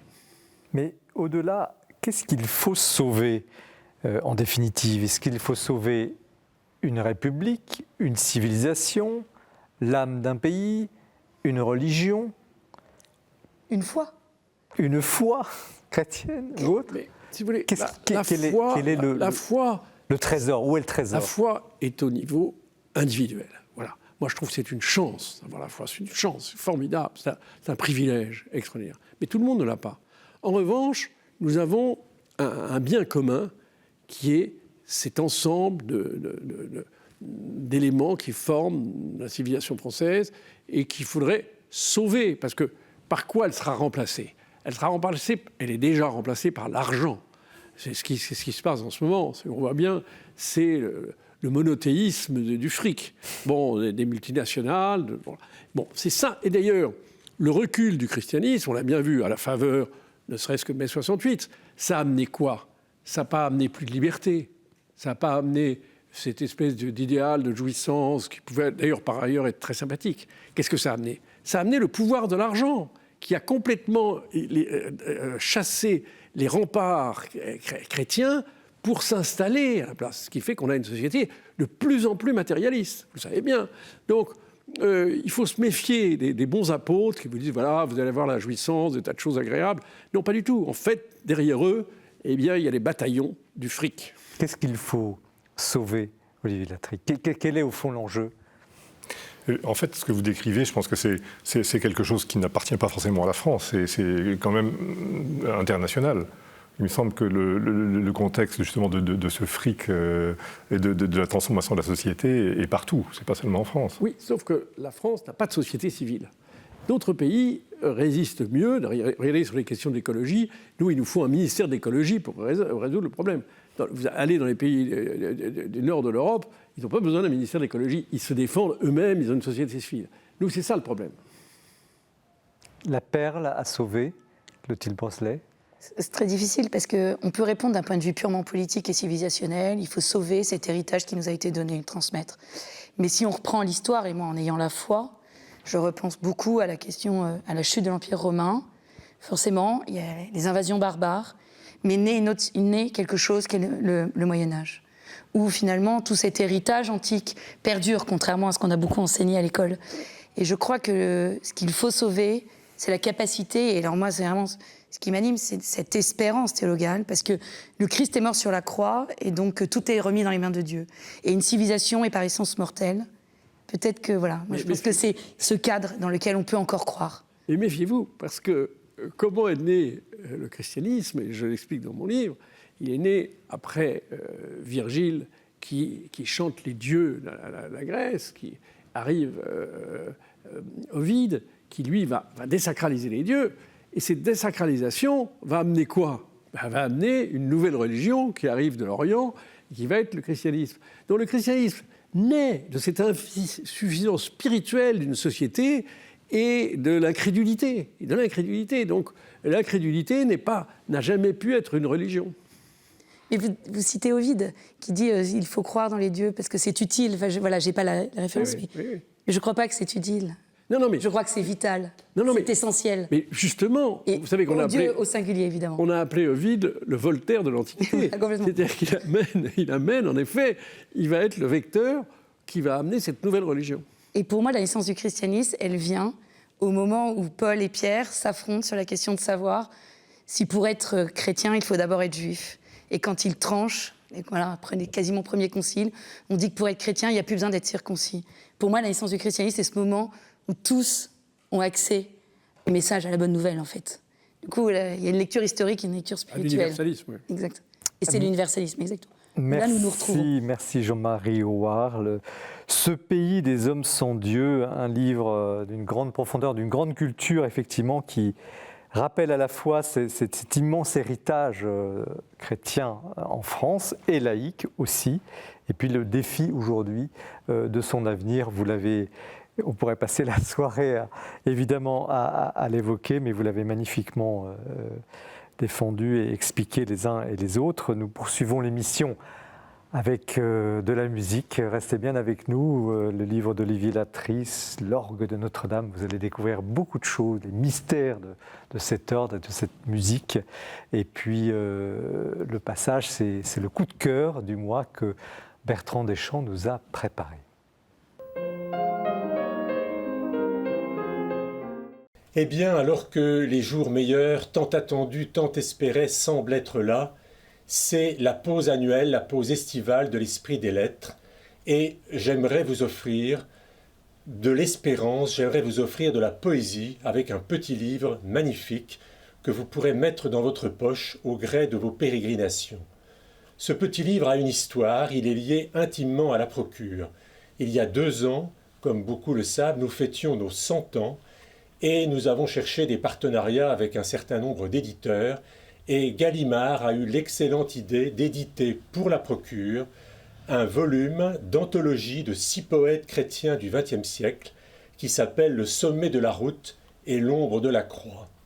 Et puis, cette année, Gallimard a eu finalement l'excellente idée de l'éditer pour tous et il est maintenant en vente dans toutes les librairies de France. Alors, qui sont ces 6 poètes chrétiens du XXe siècle ? Il y a bien sûr les plus connus comme Charles Péguy et Paul Claudel, un peu de la même génération. Péguy, indissociable de ses prières à Notre-Dame de Chartres, indissociable des vertus, en particulier des mots magnifiques qu'il a consacrés à l'espérance. Et puis Paul Claudel, indispensable, indissociable des psaumes et de son regard magnifique sur la Bible. Les 2 poètes qui suivent sont un peu moins connus, sont plus des provinciaux qui ont passé tous les 2 leur vie dans leur terroir, dans leur même ville. Le premier, c'est Francis Jammes, qui aura passé toute sa vie dans la région de Biarritz, et l'autre, c'est la grande poétesse d'Auxerre, Marie-Noël. Vous trouverez dans ce petit livre les plus beaux extraits de Francis Jammes, avec son volume sur l'Angélus, et puis Marie-Noël, toutes ces chansons des jours et des heures, les chants de la merci, poète absolument admirable. Et puis, plus près de nous, 2 poètes ont été retenus. Patrice de la Tour du Pin, avec ses textes magnifiques qu'on appelle La quête de joie et la somme de poésie. Et puis, un poète, éditeur, traducteur de la Bible, qui m'est très cher, qui est Jean Grosjean, qui était né en 1912 et qui conclut ce volume. Ce que je voudrais dire aussi, et que je me suis dit en découvrant ce volume, c'est que la frontière entre poésie, méditation, prière, spiritualité est parfois très ténue à regarder. Donc vous verrez vous-même, parfois les textes de poésie se transforment en véritables textes de prière. Alors je ne vais pas m'empêcher de terminer par quelques mots de Jean Grosjean à l'aube de cet été. « Rien ne disjoint mon ombre de ton ombre, le chemin tourne sous les arbres, juste avant les décombres. Lueur du ciel entre les branches, telle dernière feuille dans le dernier soleil, et ce visage insoucieux d'être vu. » Très bon été à tous. Merci Bertrand pour cette évocation magnifique. J'atteste, voilà encore un petit livre, il n'est pas épais mais très puissant par la poésie. J'atteste que c'est un très très beau livre dans votre cabas d'été. Nous poursuivons l'émission avec le 3e plateau. Et nous allons monter dans la tribune de Notre-Dame, donc c'est juste après le porche derrière, sous le grand orgue, et un de ses animateurs, qui est Olivier Latry, donc qui présente chez Salvator ce livre à l'orgue de Notre-Dame, entretien avec Stéphane Friedrich. Alors, qu'est-ce que c'est qu'un titulaire de grand orgue? Qu'est-ce que c'est? C'est un titre plutôt honorifique en fait. La boutade que je pourrais vous dire à ce sujet, c'est que mon prédécesseur Pierre Cochereau disait que ça payait ses cigarettes. Voilà. Mais disons que le rôle principal d'un organisme titulaire, c'est d'assurer effectivement les fonctions d'organisme liturgique, quel que soit le lieu. Alors c'est à Notre-Dame, ça peut être dans une petite église de campagne. Et vous êtes 3 donc. Nous sommes 3 organismes. Et vous relayez donc, quand Notre-Dame fonctionnait, parce qu'on oui. va en parler, chaque dimanche ou un dimanche sur 3 Un dimanche sur 3, c'est ça. Et en fait, il y a énormément d'offices à Notre-Dame à assurer. Quand on était de service, on commençait le samedi soir, on terminait le dimanche soir, après 6 messes. Ah oui. Oui, pendant lesquelles on improvisait tout le temps. Donc finalement, je dirais qu'on prenait la parole pratiquement 3 heures par week-end, quoi. C'est quand même énorme. Alors vous allez vous parler à l'imparfait, parce que Notre-Dame est en travaux. Alors est-ce que vraiment l'orgue a été totalement préservé ou est-ce qu'il a été touché par l'incendie? Il a été envahi par la poussière de plomb, comme le reste du bâtiment, bien entendu. Mais à part ça, non, il est en état. Il y a eu un peu d'eau dans quelques tuyaux. C'est tout. Très peu. Et alors, vous espérez... comment ça se passe? Vous jouez dans d'autres églises ou... La liturgie de la cathédrale s'est exportée de Notre-Dame à Saint-Germain-l'Auxerrois. Donc, en fait, on participe à la liturgie là-bas. En fait, tout le monde se retrouve, hein, que ce soit le clergé, les clercs... Et l'orgue est aussi bon, aussi beau, aussi puissant? Mais non, c'est pas l'orgue de Notre-Dame, évidemment. Alors, parlez-nous, sans faire trop de technique, de cet orgue, parce que peu de personnes ont l'occasion on voit des photos, on voit plusieurs claviers, on voit des boutons partout. Techniquement parlant, qu'est-ce que vous avez devant vous? Alors effectivement, quand vous dites des claviers, il ne faut pas oublier le clavier avec les pieds aussi, puisqu'en fait un organisme fait des mains et des pieds. Mais il y a aussi tous les boutons qu'on a de part et d'autre qui permettent de changer en fait les sonorités. Et à Notre-Dame, on a ce qu'on appelle les jeux, les registres. On a 115 jeux qui nous permettent donc d'avoir des multiplicités de registrations et de couleurs. Alors, 115 registres, combien de claviers? 5 claviers. Plein de claviers.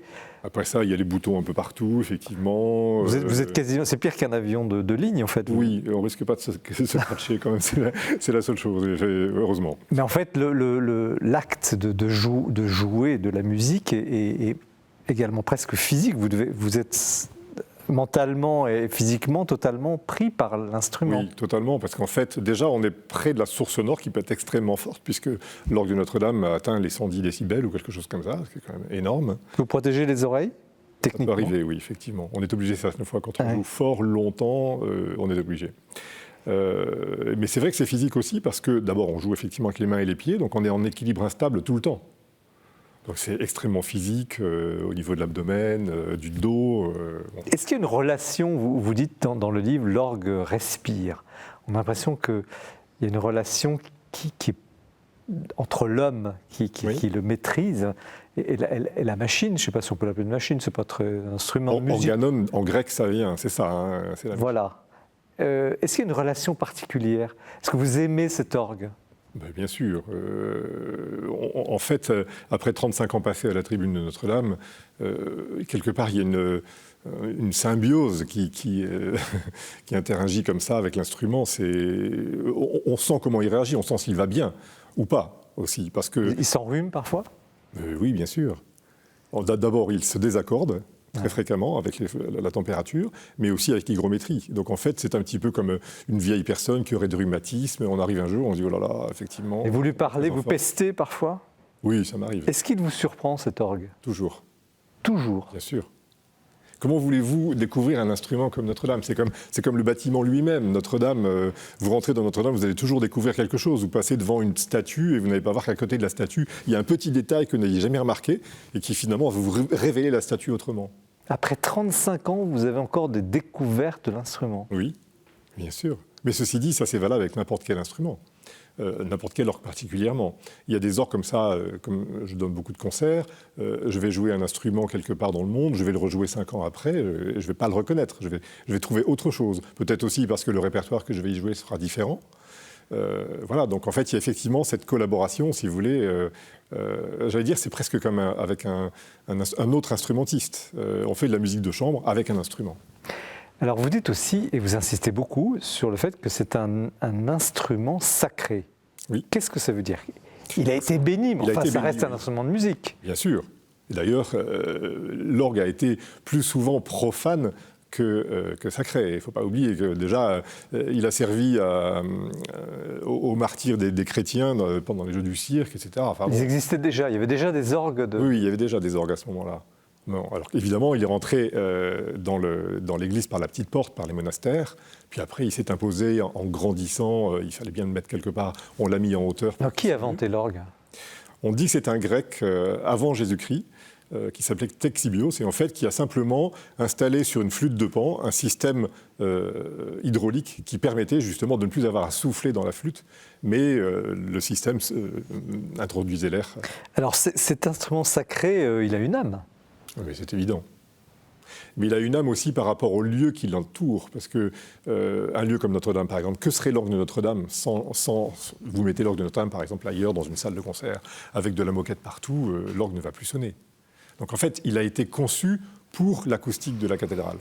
Si vous voulez, c'est comme si vous rentrez quelque part dans le violon, vous écoutez le violon à l'extérieur. Néanmoins, parce que vous êtes modeste, enfin, je le dis, ça se lit, ça se sent dans votre livre, il n'y a pas d'orgue sans organiste. Et vous êtes, vous, quand même, vous réussissez à lui faire donner le meilleur de lui-même et vous touchez plus loin, c'est-à-dire les oreilles et l'âme des gens. Oui, c'est ce qu'on essaye de faire, particulièrement dans un lieu sacré. Mais je dirais que ça, c'est ce qu'on fait partout. Un musicien, je crois réellement qu'un musicien est quelqu'un de croyant, même s'il ne le sait pas. En quel sens? Oui, parce qu'en fait, un musicien, c'est un vecteur d'entre deux mondes. Alors vous appelez le deuxième monde comme vous le voulez. Vous l'appelez Dieu, vous l'appelez comme vous le voulez. Cosmos ou autre. Voilà. Mais toujours est-il qu'effectivement, on est là pour relier les gens, si vous voulez, dans le sens de religieux. Et ça, c'est extrêmement important pour moi. Et donc effectivement, le but ne sera pas le même, si vous voulez, dans un concert où là, effectivement, les gens ne sont pas forcément bercés par la foi, mais ils sont bercés par la musique, par les émotions musicales. Donc on va essayer d'aller chercher leur âme. Quand on est dans un lieu sacré, on va chercher le cœur des gens. L'âme est déjà prise. Alors vous dites, un organisme peut faire ou défaire une atmosphère. Bien sûr. Parce qu'en fait, dans un lieu comme Notre-Dame, comme je vous disais tout à l'heure, on improvise tout le temps. Donc en fait, improviser, ça veut dire quoi? C'est réparer. Là, je réponds à vos questions, on intervient entre nous. C'est exactement ce qui se passe avec un organiste. C'est-à-dire que l'organiste va écouter ce qui se passe, il va écouter le prêtre qui vient de dire quelque chose, il va écouter un motet qui vient d'être chanté, et il va rebondir là-dessus pour prolonger l'atmosphère. Je crois que c'est à propos de Carnel Lustiger, je crois. Vous racontez le fait, une fois, vous aviez préparé une improvisation, oui. Et puis dans la seconde, vous changez, il a fini son homélie. Oui, en fait, il ne voulait pas qu'on improvise après son homélie. Donc très bien, j'avais préparé l'enregistration pour le répertoire qui suivait. Entre-temps, il y avait le credo, et juste après le credo, comme à son habitude, très souvent il faisait ça, il dit une phrase très courte, mais qui n'était pas à l'encontre de son sermon, mais qui n'allait plus du tout avec ce que moi j'avais préparé, en tout cas, et que je voulais illustrer de son sermon. Et là, en 5 secondes, il faut tout changer et aller dans ce sens-là. Sinon, effectivement, là, pour le coup, on défait ce qui vient de se dire. Autrement dit, il porterait par sa voix et sa parole à une méditation, quelque chose de paisible, ou peut-être au contraire à un réveil, et c'est là où vous choisissez, vous rebondissez sur cette note orale. Oui. Par une note musicale, c'est ça? Tout à fait. Et en fait, c'est vrai qu'on pense souvent que l'orgue, dans un cas comme ça, doit être une méditation, quelque chose de très doux, comme ça, féerique. Mais pas du tout. Je pense qu'il y a bien des fois où j'ai improvisé avec des clusters. C'est-à-dire les coudes sur les claviers, sur le tutti de l'instrument, parce que c'est ce qui venait d'être dit, et amené peut-être à autre chose. Vous avez dit des coudes sur le clavier? Bien sûr. Vous jouez avec les coudes? Ça peut arriver, oui. Oui, c'est ça, pour créer un effet. Si vous voulez, la musique, c'est le vecteur des émotions. L'émotion, ça peut être effectivement quelque chose de confortable, ça peut être quelque chose qui dérange. Je pense qu'il y a plein de caractères différents en musique. Et il faut justement se servir de tout ce panel. Alors, il y a quelque chose de très touchant dans le livre. Pas tout déflorer, parce que c'est une découverte, hein, je le disais au début. Vous parlez d'état de grâce, vous dites, il m'arrive même de pleurer, vous le dites, et merci de votre sincérité et simplicité, tellement vous êtes presque dépassé par ce que vous interprétez à ce moment-là. Oui, ça m'est arrivé plus d'une fois. Je me souviens même d'une fois où, en jouant la Passacaille de Bach, vraiment, je me dis « Dieu, je t'aime ». Enfin, c'était comme ça. C'était vraiment ça. Je ne pouvais pas faire autrement. Fasciné, pris par la beauté et plus. Absolument. Alors là, en fait, on est dans une, si vous voulez, enserré entre l'aspect sacré de l'œuvre, écrite par un compositeur religieux, en plus, Jean-Sébastien Bach, et puis justement cette foi qui vous inonde, et vous êtes au milieu de ça. Et ce qui est incroyable, c'est de voir que la réaction des gens est, comment dire, tout à fait en relation avec ça, quoi.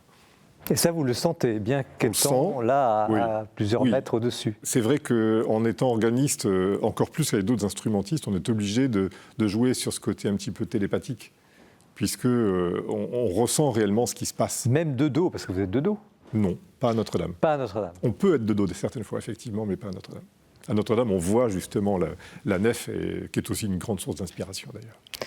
Alors, madame, monsieur, qui veut réagir à cette élévation spirituelle, hein, cette note que nous apporte Olivier Latry?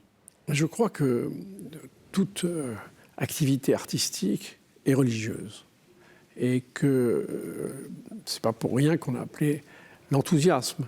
Et l'enthousiasme, c'est être en Dieu. Je pense que c'est c'est Michelet qui disait que, au fond, il n'y avait qu'un seul livre, qui était la Bible, et ensuite les livres qui avaient paru après, les romans, notamment surtout les romans, c'était la laïcisation de la Bible. Voilà. Et je crois profondément que le fait d'être en contact avec des mystères, parce qu'un roman, c'est quand même essayer d'éclaircir des mystères, éclaircir des signes, éclaircir des symboles, voilà. Donc, et ne pas y arriver. Donc, je crois qu'il y a vraiment un lien religieux dans toute littérature. Et donc dans tout art, et en particulier musical. Clotilde Brossolette. Je suis fascinée par vos mots, par votre livre, parce que finalement, on connaît tous un minimum la musique, mais l'orgue beaucoup moins. C'est un instrument qui me... Et ce que je trouve... il y a deux choses qui vraiment me touchent beaucoup en vous écoutant et en vous lisant. La première chose qui m'a touchée, qui est plus lisible dans le livre d'ailleurs, c'est l'humilité avec laquelle vous exprimez votre parcours, qui est quand même impressionnant, les nombres de prix. Enfin, moi, je lisais ça, je me dis waouh, quel homme, enfin, vraiment, quel artiste. Voilà. Et l'humilité d'être au service de la liturgie. Et voilà, que vous dites, et voilà, et vous êtes l'homme de l'ombre. Et pourtant, tout le monde entend ce que vous jouez. On ne peut pas y échapper, mais vous êtes l'homme de l'ombre. Et en parlant, en vous écoutant parler, là, il y a quelque chose qui m'a profondément touchée. Je ne sais pas si c'est le bon terme, mais j'ai eu le sentiment que vous étiez en permanence en instabilité, qu'il n'y avait jamais de sécurité, parce que déjà physiquement, à l'ordre, je découvre que vous êtes en permanence, voilà, un peu comme sur une corde, voilà. Et même en jouant d'un orgue à un autre, en fonction, alors déjà rien que dans l'orgue de Notre-Dame, en fonction de la température, tout peut changer. Et je trouve que, et ça renforce encore cette humilité, c'est-à-dire que quand vous montez à la tribune, vous ne savez pas ce qui va se passer en fait. Oui, quand même. Il y a quand même une habitude, mais voilà, mais vous pouvez toujours être surpris, et je trouve ça extraordinairement beau. Mais ça, en plus, à Notre-Dame, non seulement l'orgue, mais à Notre-Dame, il se passe quelque chose d'exceptionnel, au moins une fois par jour. Oui. Et de ce point de vue-là, c'est terriblement à la fois gratifiant et énergisant, en fait. Vous imaginez, et on arrive là et on se dit, il va se passer quelque chose, oui. On va y participer, en plus. Et du coup, ça doit être frustrant de jouer à des concerts, dans des salles de concert presque. C'est différent. C'est extrêmement différent. Vous êtes très humble. Non, mais effectivement, on n'est pas là dans le même ordre d'idées, si vous voulez. On peut pas se dire qu'on va parler à un public de personnes qui ont la foi, etc. Donc, ils ont une certaine foi, une autre foi, en la musique, en ce que vous voulez, mais en l'art. Et donc, il va falloir les toucher différemment. Et prendre peut-être des subterfuges différents aussi. Parce que là, pour le coup, quand on est dans une salle de concert, on est au milieu de la scène, là, les gens vous voient. Pour le coup, on n'est pas caché. Donc il y a un jeu aussi de scène qu'il faut... Mais est-ce qu'il existe une musique sacrée, en définitive? Est-ce que toute musique n'est pas sacrée? Ça, Messiaen en parle très bien. Qu'en pensez-vous? Et j'en ai parlé justement avec... Donc Olivier Messiaen. Jean-Pierre Leguet, qui a été organisé jusqu'à il y a 5 ans, et qui a lu le livre et qui m'a dit, mais en ce qui me concerne, pour moi, justement, l'art religieux, c'est de relier, de relier, c'est important. Justement, c'est ça. Donc, pour moi, je ne fais pas de différence, il est compositeur, je ne fais pas de différence entre une pièce, entre la messe que j'ai écrite pour tel endroit, ou bien une pièce pour un quatuor de saxophone. Et vous? Non plus. Jean-Marie Roire, y a-t-il une musique sacrée? Ou est-ce que toute musique n'est pas sacrée? Non, je pense que tout art est sacré. Il est venu d'ailleurs d'une interrogation et d'une réponse. Une réponse à la transcendance. On a essayé d'exprimer quelque chose, à la fois une adoration, et puis ensuite, peu à peu, les choses se sont laïcisées et le Créateur a voulu donner une éternité à un instant. Alors, je pense que c'est ça. Et en même temps, ce qui est formidable, c'est ce qu'a apporté la religion, c'est de faire porter la vérité religieuse par la beauté, qui est inspirée des Grecs.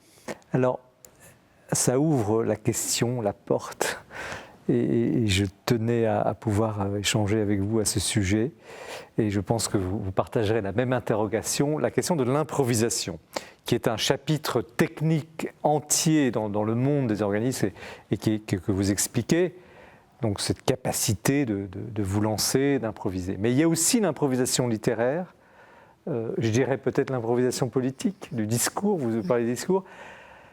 Qu'est-ce que c'est que cette improvisation? D'où viennent justement ces idées? D'où vous viennent ces notes? Est-ce que allons-y, est-ce que l'Esprit Saint vous parle à ce moment-là? Est-ce que vous êtes porté par quelque chose? Est-ce que vous êtes porté par votre expérience ou par quelque chose de plus? C'est un ensemble oui, le conglomérat de tout ce que vous venez d'exprimer, en fait. effectivement, il y a l'expérience, on est porté par ce qu'on vient de vivre à l'instant. Je parlais tout à l'heure d'une parole, d'un motet. Mais effectivement, tout est là, oui. C'est un ensemble. Jean-Marie Roire, l'improvisation et l'inspiration. Oui, moi je crois qu'en matière littéraire, tout est improvisation, tout est inspiration. Et il y a une phrase de Paul Valéry qui rend très bien cette idée. Il dit « Un écrivain véritable ne trouve pas ses mots. Alors il les cherche et il trouve mieux. » Il me semble que c'est la meilleure définition de l'activité artistique. Parce que c'est vrai, tout artiste a une idée, une vision, quelque chose. Et puis, étrangement, il a été habité par quelque chose et il découvre des choses auxquelles il n'avait pas pensé. Il y a quelque chose de divin ? Oui, complètement. Oui. Alors là, c'est pour ça que je crois vraiment. Mais disons, même chez des écrivains, je pense à Maupassant, qui est vraiment un athée. Et malgré tout, c'est formidable à quel point il y a une bonté, il y a une compassion extraordinaire. Donc je ne crois pas qu'un écrivain puisse être... il traduit quelque chose, il porte quelque chose qui le dépasse, de plus grand que lui. Clotilde Brossolet, l'inspiration, l'improvisation, déjà en politique, je pense qu'elle est dangereuse parce qu'elle ne serait pas fondée sur la raison et sur la réflexion.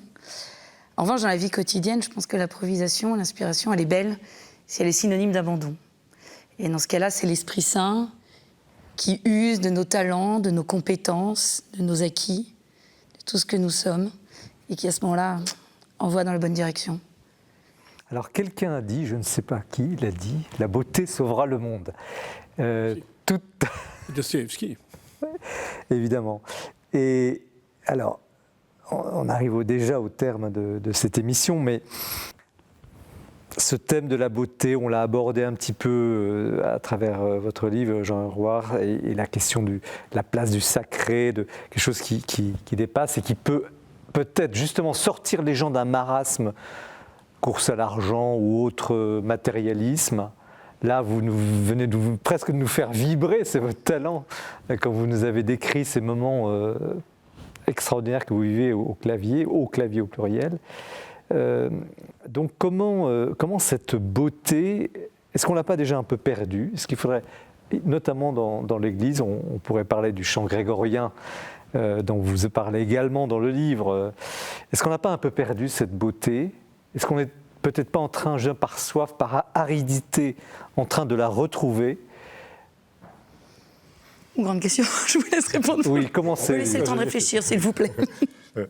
À Notre-Dame, c'est sûr qu'on n'a jamais quitté cette beauté. Ça, c'est absolument évident. Déjà par le lieu, mais aussi par la beauté de la liturgie. Et ça, je crois que tout le monde s'y emploie. Notamment depuis tout le temps. Il y a eu cette maîtrise à Notre-Dame.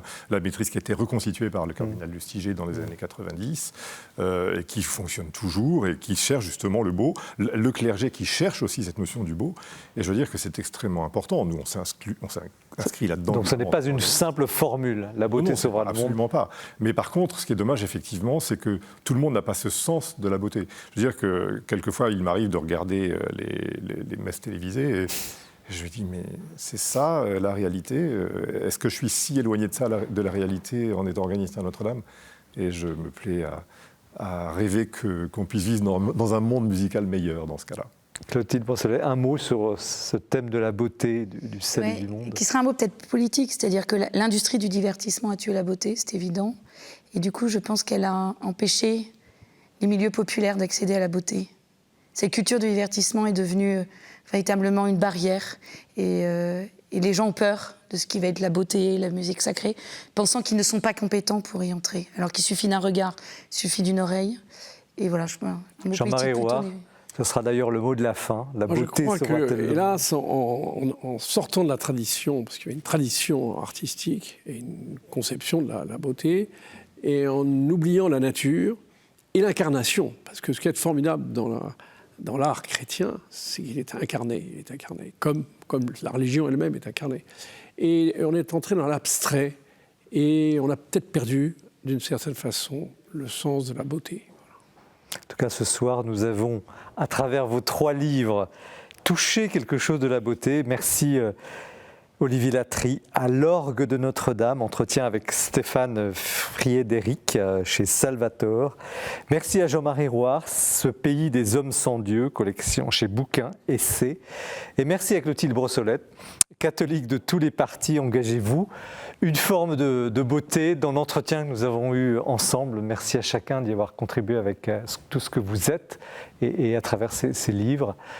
J'espère vous l'avoir partagé, j'espère que vous avez passé vous avez eu le même plaisir de vivre cette émission, la dernière de la saison. Nous nous retrouvons en septembre. L'émission que vous retrouvez sur les sites de KTO, de la Procure et du Jour du Seigneur. Il me reste à vous souhaiter un très bel été. Merci de votre fidélité. Bonne lecture. À bientôt.